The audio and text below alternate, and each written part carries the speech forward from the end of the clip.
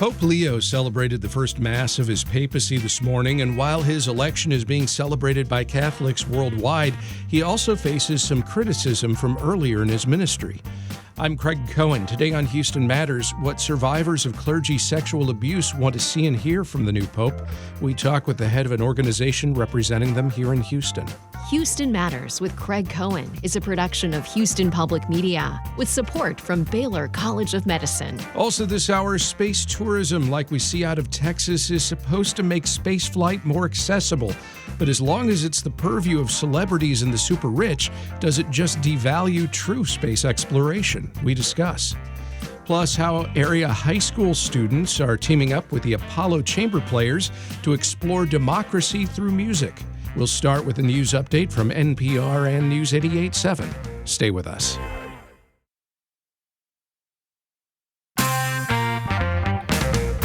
This is Houston Matters. I'm Craig Cohen. Good morning. Coming up this hour, space tourism's purported long-term goal is to make spaceflight more accessible. But will it ever really be, and does it devalue true space exploration? We discuss. Also ahead this week's The Good, the Bad, and the Ugly, and how area high school students are teaming up with the Apollo Chamber Players to explore democracy through music. But first, Pope Leo XIV celebrated the first Mass of his papacy this morning at the Sistine Chapel at the Vatican. The new Pope is an American, the former Cardinal Robert Francis Prevost. He was close to the late Pope Francis, and as NPR has been reporting this morning, he's expected to echo similar themes as his predecessor, including care for the poor and advocating for migrants. While the new Pope leads the world's 1.4 billion Roman Catholics, Leo also faces some criticism from earlier in his ministry, including concerns raised that he did not do enough as a bishop, archbishop, or cardinal to address the Church's generations-long mishandling of clergy sexual abuse. It's a topic groups representing survivors of abuse by priests hope Pope Leo will address head-on. Eduardo Lopez de Casas leads the Houston chapter of SNAP, the survivors network of those abused by priests.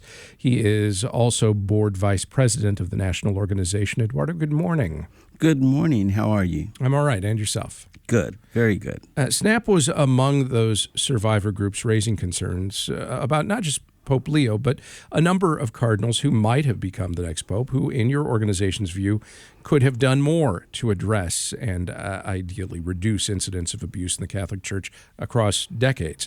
Now that he is the new pope, what do you hope to see and hear from Leo as the Roman Catholic Church's leader? What we really are advocating for, and what we have been advocating of the last three popes, is that they do a canon law for zero tolerance on sexual abuse in the Catholic Church. There are many people that think that with all of the scandals that have happened in the Catholic Church, they just assume that there is zero tolerance, and there isn't. We are truly advocating that they do this as a canon law so that we can really, really make a dent on sexual abuse in the Catholic Church. And it's not so much that we are calling some of these cardinals out because they didn't do enough. We're calling these cardinals out because they turned their head to abuse. They knew about it, and they didn't do anything about it. And that's a big difference. Now, Pope Francis did take some steps. He acknowledged the Church's failure to protect children. He apologized for it. He abolished what's called pontifical secrecy in abuse cases. He did establish church law that required reporting abuse, steps towards defrocking abusers, and even steps to hold leadership accountable for being negligent in how they handled cases of abuse. How much of that, though, in your view, was symbolic, and how much has made a real difference in the church in the last few years? We at SNAP don't see that it has made any difference at all. It is totally symbolic to us. And the reason I'm saying is because under Vos Estis, SNAP itself has had to put in several complaints on some of these cardinals and bishops. And of course, nothing is being done. Here in Houston, we know of some complaints that were made here locally on our cardinal. And again, nothing was done. So this is something that we consider as very symbolic. And again, if they put in the zero tolerance and make it canon law, then something would get done. So you noted that SNAP has offered a roadmap for the Pope's first 100 days on how he could potentially affect real change on this issue. What else are you calling for? We are just calling on the transparency to happen, okay, which again has not happened in the church. It's amazing that an organization such as myself, and by the way, SNAP is the nation's oldest, largest, and most active sexual abuse organization. We were formed over 38 years ago, and at that time, we were formed because of the abuse that was going on in the Catholic Church. In the interim period now, we of course cover the Scouts, the Me Too movement, women that are sexually abused. So we encompass all victims of sexual abuse. So what we want to see again is that transparency. It's a shame that my organization still has to do something like this conclave watch that we did when we feared that Pope Francis was going to die, that we are the ones that have to highlight the sins that these cardinals have committed, because the people themselves in the Catholic Church do not know about this. So we put out the warning call, but as you see, even with the warning calls that we put out on Cardinal Prevost, it just does not make a difference in the Catholic Church. They're still going to go with someone that has stuff in their closets that is not desirable. And we were very afraid at SNAP. We didn't want to get into another situation like we did with John Paul, who also covered up abuse and did nothing and did not do the zero tolerance. And now the Catholic Church has made him a saint. As you noted, Houston, historically, of course, has sadly not been immune to instances of abuse and cover-up in the Catholic Church. The same could be said for other religions and really any areas of institutional power where somebody has a vested interest in covering up such actions, which I gather is probably why SNAP has extended and broadened its scope to include other organizations and other circumstances. But since we are talking about the Catholic Church this morning, how would you characterize how that church handles and minimizes such instances locally today? Well, what we see is, for example, several years ago, we were involved in the trial of Manuel Lopez de la Rosa here in Houston, who had been accused of 5 counts of indecency with children. He ended up being tried in Conroe, in Montgomery County, and he was sentenced to 10 years in jail. Unfortunately, he's still a priest. So we don't understand how the Catholic Church operates that way, where these priests that are accused remain priests. It does not make any sense to us. So I'm sure the Catholic Church has its reasons for doing this. Also, we have cases like, for example, John Keller from Prince of Peace, who is now retired. He was accused of abuse over 20 years ago, okay? And if you go to the Galveston-Houston Diocese website, you will still see Father John Keller. And in the interim, I think 2 other people have come out, including two other males and 1 female, have also come out with stories on Father Keller. If you go to the website of the Houston-Galveston Diocese, you will still see Father Keller as under investigation. So again, how does someone who was a very prominent priest, is still a priest, is now retired, and you're looking at over 20 years of investigation? How long does it take for the diocese to make a decision that this is a bad person? When we are talking about something that is such an institutionalized problem, and again, I point out this is true for any organization, any space where you are talking about people with significant power, you're going to find something like this, unfortunately.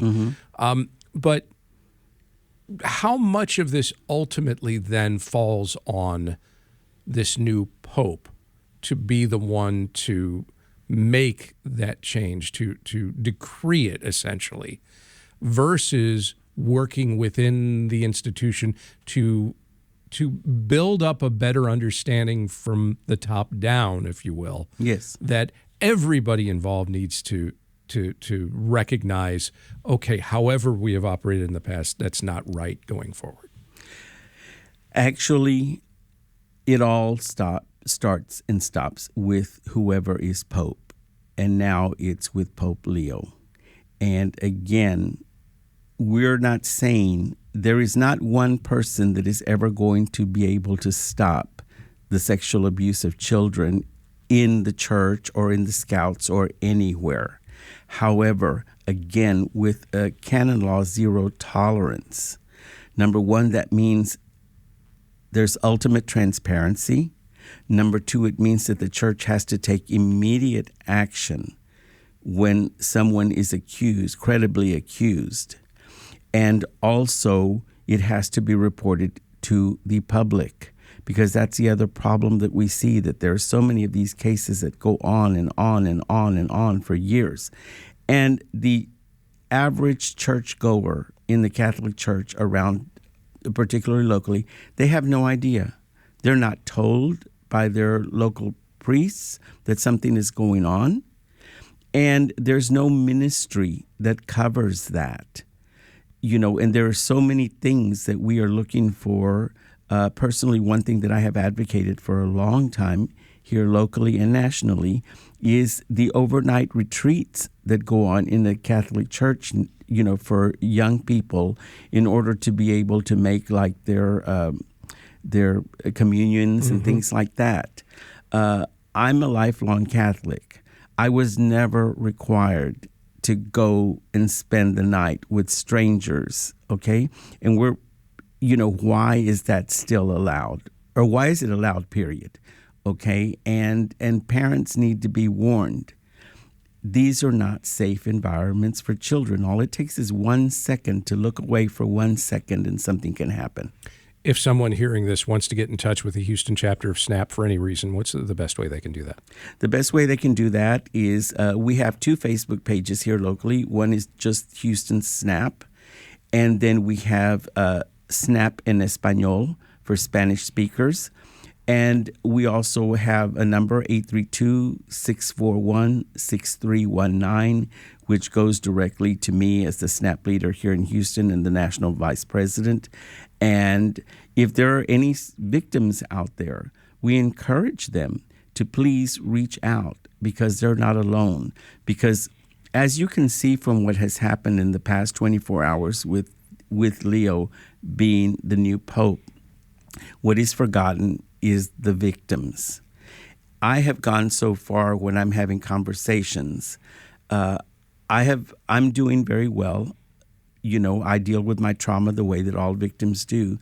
But it's very rare when I'm in a forum, particularly around Catholics, that anyone will look at me and say, "What do you need? Is there anything we can do for you?" And that is the general way that we are treated in the Catholic Church. They will announce, after the list came out here in Harris County of accused priests several years ago, all of the congregations were praying for the victims. They would announce that in their sermons. We're going to say a little prayer for all of the victims. But how about, it takes more than that. It takes a lot more for people that are suffering, for trauma, for people that have become victims, that have become alcoholics. They become drug addicts, and many have committed suicide. And that personal touch where one Catholic can reach out and say, "Eduardo," or any victims, "What can I do for you today? Can I buy you lunch? Do you need a new shirt? What can we do for you?" That just doesn't happen. The church is not teaching that. Eduardo Lopez de Casas heads the Houston chapter of SNAP, the Survivors Network of Those Abused by Priests. Eduardo, thank you very much. Thank you for having me. And up next, so far the space tourism that we see here in Texas appears to be for celebrities and the uber rich. While its purported long-term goal is to make spaceflight more accessible, is it also making such travel seem less meaningful to the public? Are we losing respect for what real space exploration can be and do? We discuss as Houston Matters continues.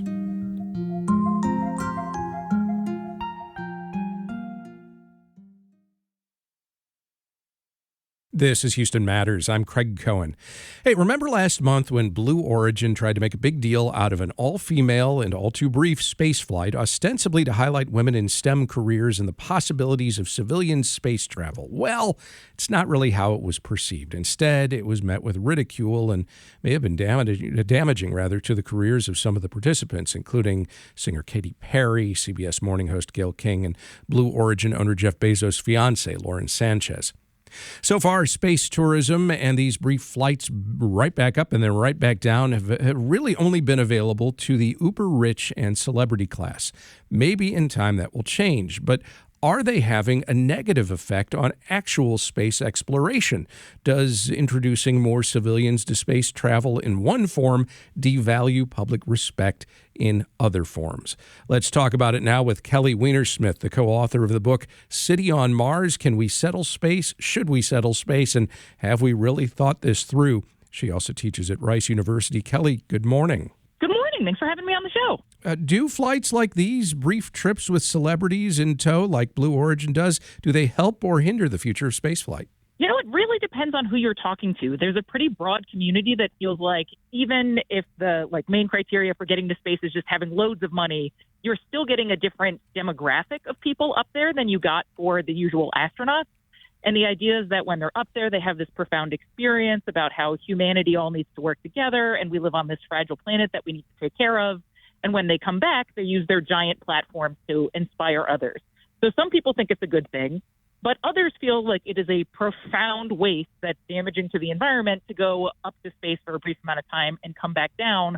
Although I'm not convinced that it's that much worse than a lot of the other things that rich people do with their money.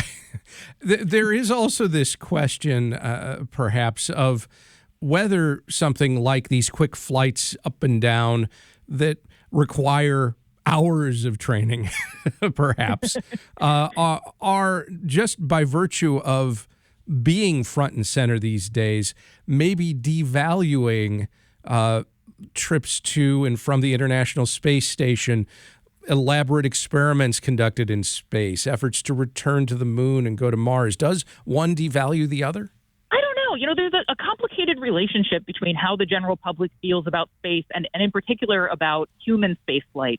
So around the Apollo era, there was a lot of argument about how money shouldn't be spent on getting humans to the moon when we had so many profound problems here on Earth. I think one of the most well-known examples is a spoken word poem called Whitey on the Moon, which was all about how African Americans in the United States were having profound problems with poverty and healthcare and variety of and racism while we were spending all this money to put white people on the moon.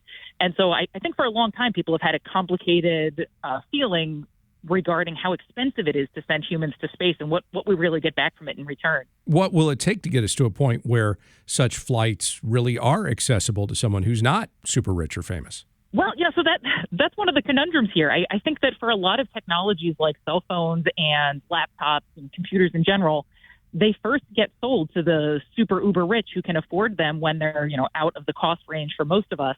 And then they float companies long enough that they can get economies of scale, and then the rest of us can access these sorts of technologies. So I don't imagine that I'll be able to afford flights to space in the near future, but it is possible that having rich people going now will eventually drop the cost so that a broader range of citizens would be able to afford to go. I guess a related question is, how do we bridge the gap between seeing space travel as a noble pursuit and making it accessible in the long run? I think there's just always going to be people on different sides of that argument. So, I've gone to many different conferences and I meet people who feel like space is, profoundly important for generating new ideas and new technologies and for inspiring people. And another group of people who feel like there's enough work and inspiration to be found here on Earth And so I don't know that you'll ever manage to get everybody on the same page. But, I think trying to show the benefits of going to space to the broadest audience possible is hopefully going to help. Kelly Wiener-Smith is the co-author of the book, City on Mars. Can we settle space? Should we settle space? And have we really thought this through? She is also a behavioral ecologist and adjunct professor in the biosciences department at Rice University. Kelly, thank you very much. Thanks for having me. It was a great chat. And just ahead, from the mayor's proposed city budget to Yelp's respect for Texas barbecue, just not here in Houston, this week's non-expert panel weighs in on intrigues in the news, on the good, the bad, and the ugly, as Houston Matters continues.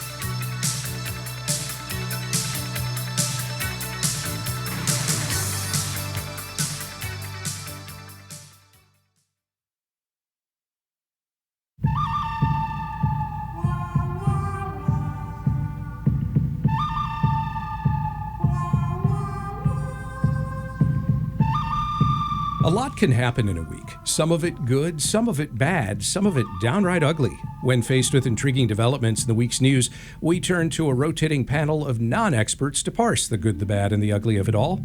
On today's panel, Joy Sewing, news columnist for the Houston Chronicle, Mustafa Tamiz, media and public affairs consultant and the CEO of Outreach Strategists, and David Branham, professor of political science at the University of Houston downtown. Joy, Mustafa, David, welcome to Houston Matters. Hi, Craig. Thank you, Craig. Panel, Houston Mayor John Whitmire Tuesday unveiled his proposed city budget for next year. It includes $75.5 million in cuts from the general fund, which should roughly offset the added money the city's poised to pay police officers under a deal the mayor reached with the police union late last week. As Houston Public Media's Dominic Anthony Walsh reports, Mayor Whitmire pointed to a recent study of inefficiencies to help explain where the cuts would come from, and his administration confirms the city will consolidate some IT, HR, and finance functions. Some more savings will come from some municipal workers' early retirement buyouts. While Whitmire calls the budget balanced with no deficit, the document itself still shows a gap of $107 million between projected revenues and expenses, meaning the city would have to tap into a reserve savings account fund balance to square the math. It also only covers next fiscal year, of course, and there are 4 more years of police officer salary increases the city will have to address from 2027 to 2030. The mayor unveils his proposed budget and says it's balanced, and with a dip into savings, it is. Is this good, bad, or ugly? Mustafa Tamiz, start us off. Certainly not good, right? Because if you look at the city budget, 2/3 of it is public safety, about $1 billion in police and about $500 million roughly in firefighters. We're getting firefighters an increase in pay. Now we're getting police an increase in pay. These are contractual things, so once you do them, you can't take them back. Maybe we get through this fiscal year, but then when you get into next year and the year after and the year after, I think we're going to have a lot of trouble.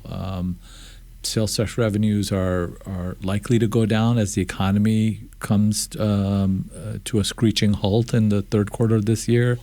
Appraisal values are likely to start, flattening out. So this will create a very difficult future for Houston. And as we hollow the budget out for these type of contractual payments, all the other things, all this deferred maintenance will suffer because of it.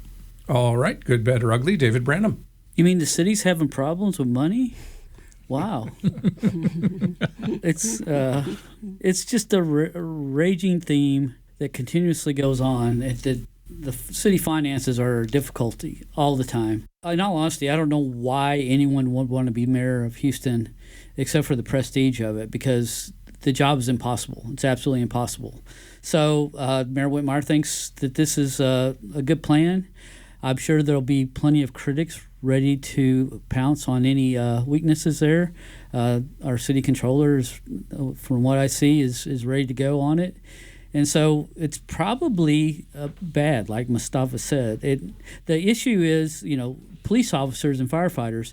Police officers have a harder job now than they've ever had in their life, and we have higher expectations from them than we've ever had. So giving them a raise seems like something that we need to do. We're asking more, we should give them more.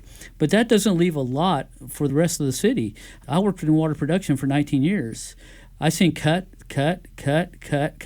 until the point where people were working by themselves in the middle of the night. There were times when people were injured that they didn't get help for 4 or 5 hours, or it was just too late. And so it's tough for the rest of the city to actually function in a reasonable manner if they're continuously getting cut. So I wish the city well. I think it's a great city. The mayor says no tax increase. I'll believe that when I see it. I think it just has to come to actually pay for this. What's going on here? I'm hopeful that the optimism is well founded, but I have my doubts. So I think it's really bad. Okay, good, bad, or ugly. Joy Sewing. I think it's bad too, for everything that both of you all said. When you look at the city as a whole, we have been in a deficit across the board with city services, with police representation. I mean, we're one of the low in terms of a major metropolitan city. We have fewer police officers than a lot of the other big cities. We have green space maintenance issues. We just seem to always be behind the 8 ball, and now we're asking for more cuts, and eventually we're going to have to pay for that, either in taxing or the services that we are not going to get.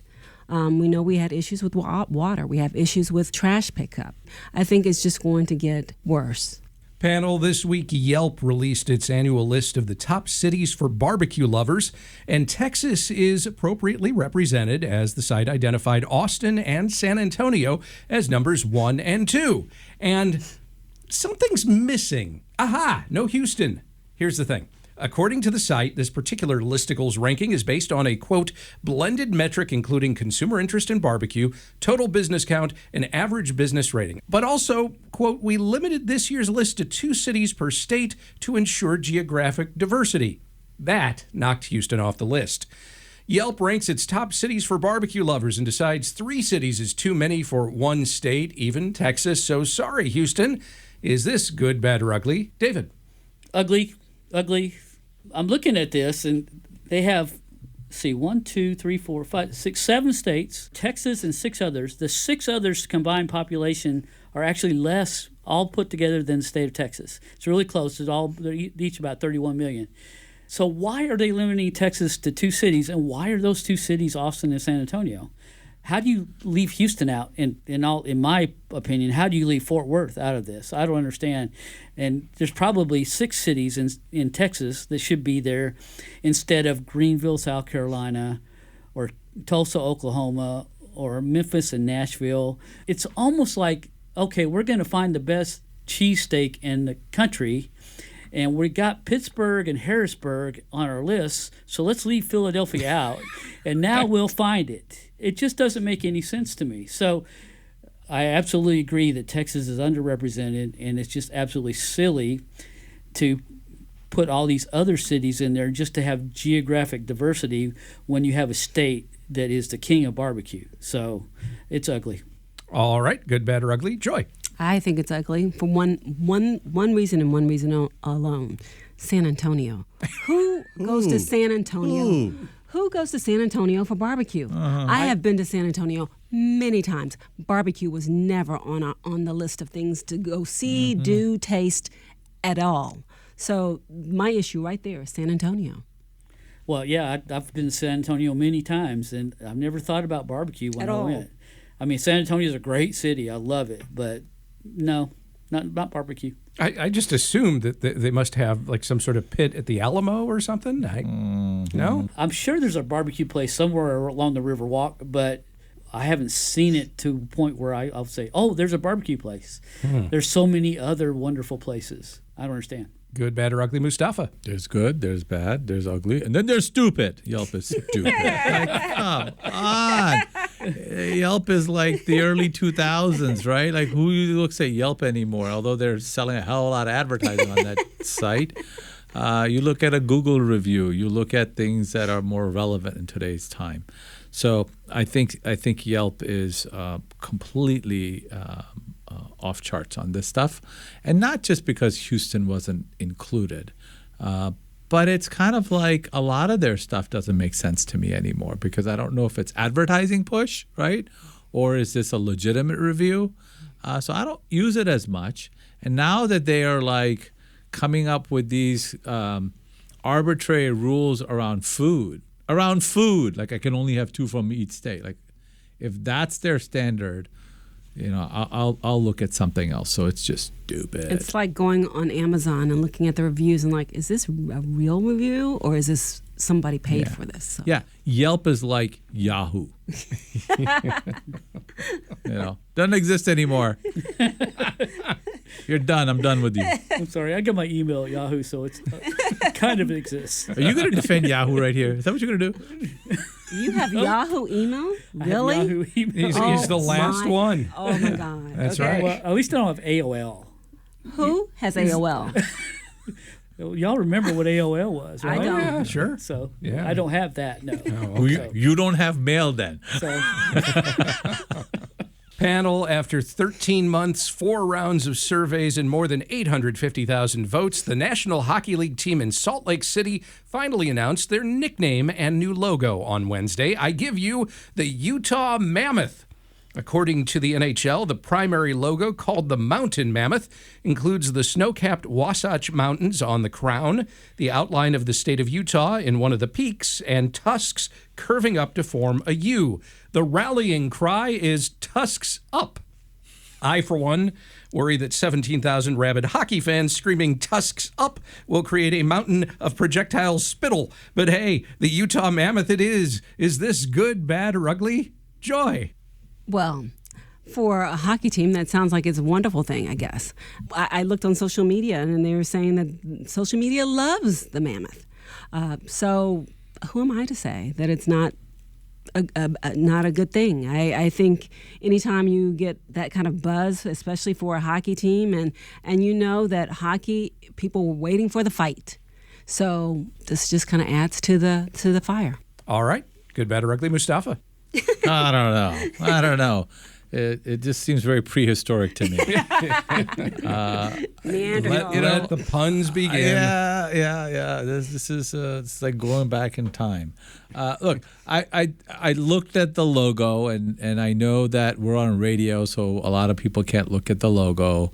They're trying to do something interesting with the tusk and stuff, but I'm not feeling it. I don't know, Joy, other people on the internet seem to like it, but I'm not feeling it. I don't think this is all that fascinating or interesting, but it is Utah after all, right? So I would say... what do you expect from Utah? Is that what you're saying? Look, I don't need hate mail from Utah. Well, they need something to be excited about. They need something to be excited, And let me tell you, I know what they don't have. Barbecue. They don't have barbecue over there. Yeah, strangely, they were 11th on the list. I don't get it. Good, bad, or ugly, David? I'm going to say ugly just looking at it, but the good thing is the colors aren't crazy. So when you look at it, it's ugly, but it's not crazy ugly. So it's just kind of an ugly It's just thing. Utah ugly? Yeah, Well, do you mean ugly as in a mean-looking mammoth? Because the eyes have got that sort of triangle that there's a little bit of anger there, which works. It's just been done. This has been done. Yeah. I mean, it's almost like the Texans helmet or the Chicago Bulls uniforms or even the LA Rams who originated all these tusk and so forth. So it's been done. And on top of it, it says the state of Utah is there. I really don't see it. It says that... I asked about this. I looked into it, and it was explained to me, if you look on the far left of the logo and you tilt your head to your right, you will see the top outline of the state of Utah, and it just doesn't quite come around with the complete rectangle on the bottom. Yeah, I see that. They just don't have a southern border on there. Right. So, okay, and, I see the snow-capped... But the U is. What are y'all looking at? Like I'm looking at the logo, going, "What are you?" On the left side of the logo, you see there's sort of a rectangular-ish. Who's looking at a logo that closely? Who's looking at a logo that closely? Joy and I are like, you can't see it. I don't get it. You can't see it. It doesn't make any sense. And then on top of that, the U's. I can see that it kind of makes a U, but I never consider that standing for Utah. It was just, it's how the tusks are drawn. So I think it's terrible. I personally think that this has all been done and they shouldn't have done this. In Utah, I mean, they for some reason don't know how to pick a name for a sports team. Well, the the New last- Orleans Jazz was a Yeah. good team. Jazz was a great name for New Orleans, but when they moved to Utah, they need to change the name. It's not that, right? I mean, the Lakers were a good name in Minneapolis, but when they moved to Los Angeles, how many lakes are there in Los Angeles? So they should have called and said, okay, let's trade names. We'll be the Utah Lakers and the Los Angeles Jazz, and that would have made a little bit more sense. If I may, just in subtle defense here of the Utah Mammoth, it took them 13 months. They've just completed their first season in the NHL. They called themselves the Utah Hockey Club for the last year. So you're right. They have a hard time coming up with a name. I would maintain Mammoth is an improvement over really nothing. I agree, but you've got like the Golden Knights, a fairly new team, and Craig knows I've kind of embraced them. I mean, they have a great logo, the Golden Knights. They call their arena the Fortress. What are you going to call this arena? The Cave? I don't understand what the concept. And if you're in Vegas, go to a Golden Knights game. They knew what they were doing. This is just off. So here's my suggestion: change your name to the Arrows. Make it a green logo with a plane on it, and then move to Houston, and then it'll be good. If I'm going to go to a hockey game, I'm going to go to a Mammoth game. I'm not going to go to something light. I want to go to something that has some meat to it, Okay. And Mammoth sounds like they're going to go in there and really do something. Joy's coming around. Yes. Well, she seemed Joy's the most coming around. positive of the three of you on that. This has got some And she's got like hoofs or 4 million strengths people or on her whatever. side. Have nobody. This was the one topic I thought they're really not going to have any opinion on this, and the three of you couldn't be more split on it. The best thing about this logo is that we're talking about it on radio, so you can't see it. That's right. Exactly. Yeah. I encourage you to look it up. Joy Sewing is a news columnist with the Houston Chronicle. Mustafa Tamiz is a media and public affairs consultant and the CEO of Outreach Strategists. And David Branham's a professor of political science at the University of Houston downtown. Joy, Mustafa, David, thank you very much. Thank you. Craig. Thank you, Craig.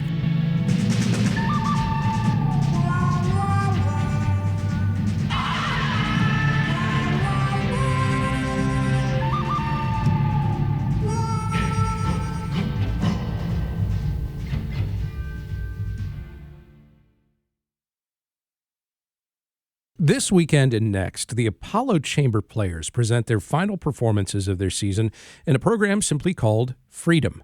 The concerts will feature Apollo alongside the High School for the Performing and Visual Arts Chorale, presenting a pair of world premieres from Houston composers. The first is an arrangement of Howard Hanson's Song of Democracy by Mark Bowler. The other, an entirely new work by Marcus Moroney called The Color Blue. That piece will feature words by students from HSPVA.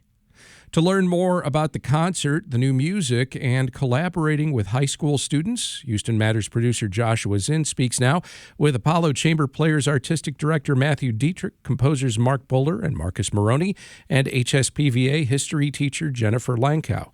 Chase, we will hear Dietrich, though, first. Well, our season is around the concept and the ideals of democracy.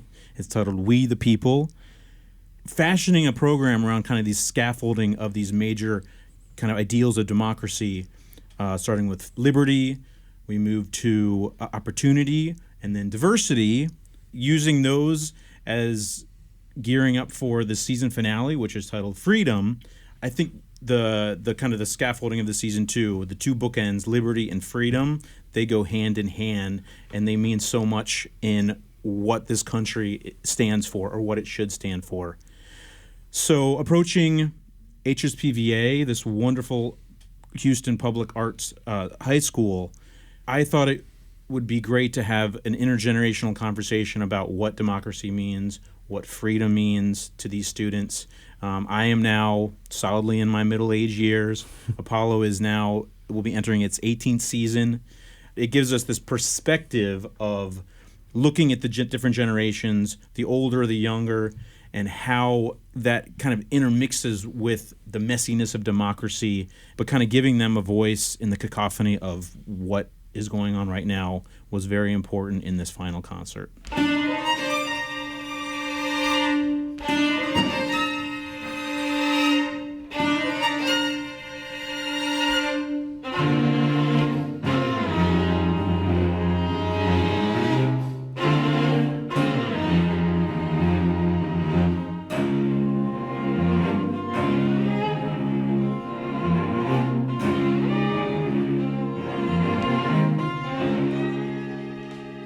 Jennifer, some of your students are involved in this process, and they've written some things that are going to be used as part of this concert.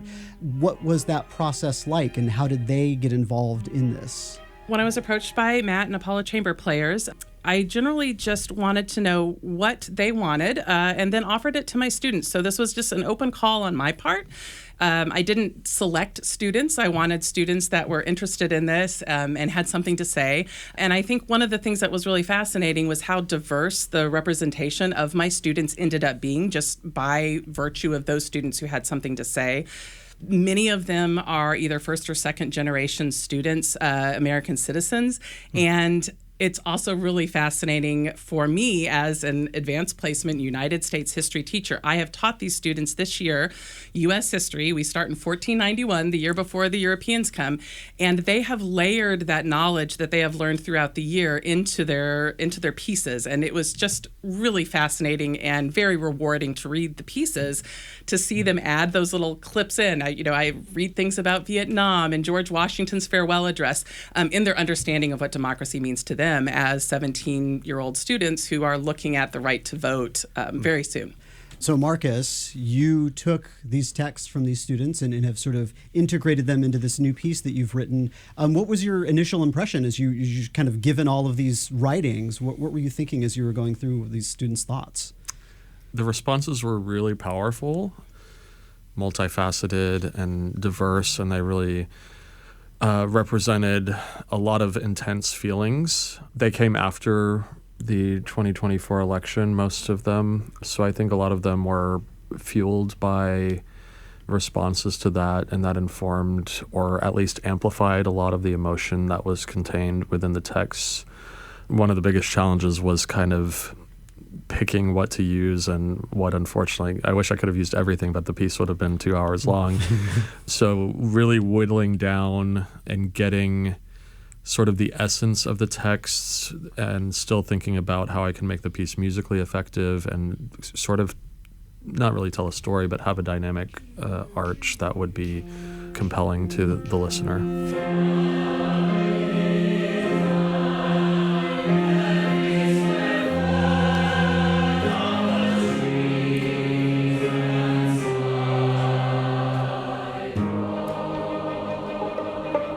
So how did you kind of decide, okay, these are the words I want to keep, and then how did you consolidate all that into a piece that would work musically for you? I had, a binder with all the text in it and many different colors of highlighting. There were phrases that kind of I would think about when I was having coffee in the morning and wasn't looking at the binder or something, and would keep coming back into my head. And so, those really became sort of anchor points. The color blue is one of them. There's this beautiful poetic 5-line segment in one of the writings about the color blue that I thought was really expressive and hopeful and musical.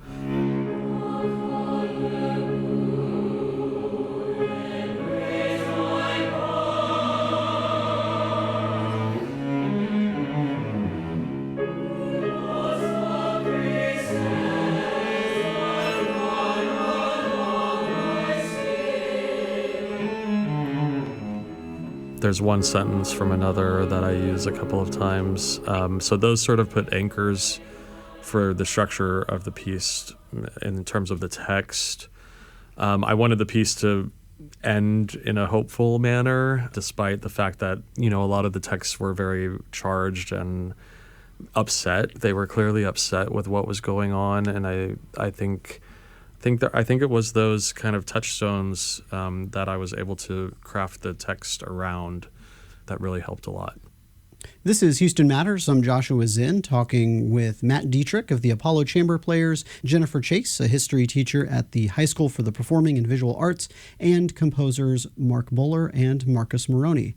Mark Bowler, you have arranged this piece that is originally a Howard Hanson piece that is a setting of a Walt Whitman poem called Song of Democracy. That's it. What is this poem about? What does he say in the Song of Democracy? It's a pan to democracy itself. It uses a lot of metaphors, as we would expect from Whitman. It goes through a lot of kind of storytelling in a kind of abstract way, but talking about what this means to us. And for someone like Whitman, I mean, we look historically, that was someone for whom democracy was a lot more present than I think for many of us. I mean, he'd worked as a nurse during the Civil War on these battlefields. He wrote about it in many of his writings. And so I think for someone like him, it meant something more profound than it does for those of us who've never really had to think about it. That's why I love on this project with PVA and Marcus, young people who think about this in a new way based on what they see and don't just react but put it in context. And that's what education is. But this piece is really interesting. So it takes this poem from the late 19th century and sets it in the late 50s. And so we look at the time period then, right? This was a very interesting time in American history, 1957. Things had changed. Things were continuing to change. There was a new kind of order coming to things.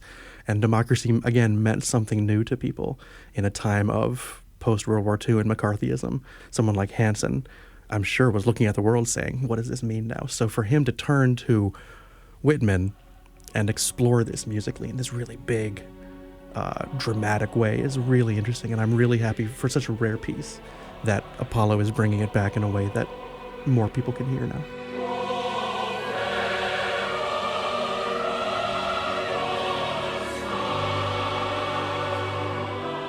Jennifer, you talked about, looking at the different perspectives from the students, and particularly, these students are, like you said, first, second generation Americans who have a unique perspective on this. And I'm curious, what sorts of things kind of surprised you about how they've interpreted history, or even just the things that they wrote? Were the things that you saw that were like, oh, I'd never thought about it that way, or considered that perspective in this particular light? I think overall, one of the things that did surprise me a little bit, because most of them did do their writing after the inauguration this year, was an element of hope, because it was I saw a large dichotomy. There were some writings that were, quite frankly, dark, and they did not have hope.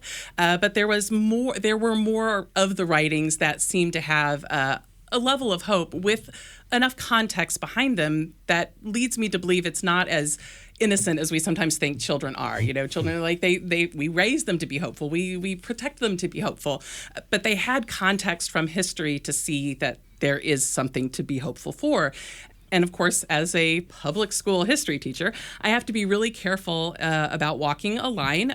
I have certain professional responsibilities and obligations that I need to keep in mind when I'm talking about current events or politics, et cetera. But one of my students came to me and said, it seems really dark now, but we just spent 2 weeks talking about 1968 and the Days of Rage and the shootings at Kent State and what was going on in the heat of Vietnam. And I think what surprised me was how well they were able to contextualize some of the periods of U.S. history that have been very dark, and that somehow we seem to get past them and overcome them. And so I think that was surprising to me, that ability to contextualize the history into something that was very personal. And the writings that they offered are very personal. And they also used a lot of color imagery, which I was surprised at. I saw that throughout their pieces, there was a lot of imagery about red, white, and blue that I saw in multiple pieces that I didn't necessarily expect, but they really drew on those colors in very different ways. But using those themes of America, red, white, and blue, and how that affected them or how that related to them personally. Jennifer Lankow-Chase teaches history at HSPVA. You also heard violinist Matthew Dietrich and composers Marcus Moroney and Mark Bowler all talking with Houston Matters' Joshua Zinn. The Apollo Chamber Players concerts called Freedom are tomorrow night at 7 o'clock at Holocaust Museum Houston, and then Sunday, May 18th at 2 at Unity Houston. And that'll do it for today's show. The Houston Matters team includes Michael Haggerty, Joshua Zinn, Brenda Valdivia, Mincho Jacob, and Laura Walker. Jared Carroll's our technical director. On Monday's show, the impact of cuts to the National Weather Service's Houston Galveston office and what it means as we close in on hurricane season. We revisit the ethics of AI on a key anniversary in the history of computers, and as Texas lawmakers consider a bill to address AI-altered audio and video in political ads. Plus, your gardening questions for Meg Tapp from the Garden Club of Houston. You can send those now to talk@houstonmatters.org. I'm Craig Cohen. Have a great weekend, then join us Monday for those and other Houston Matters.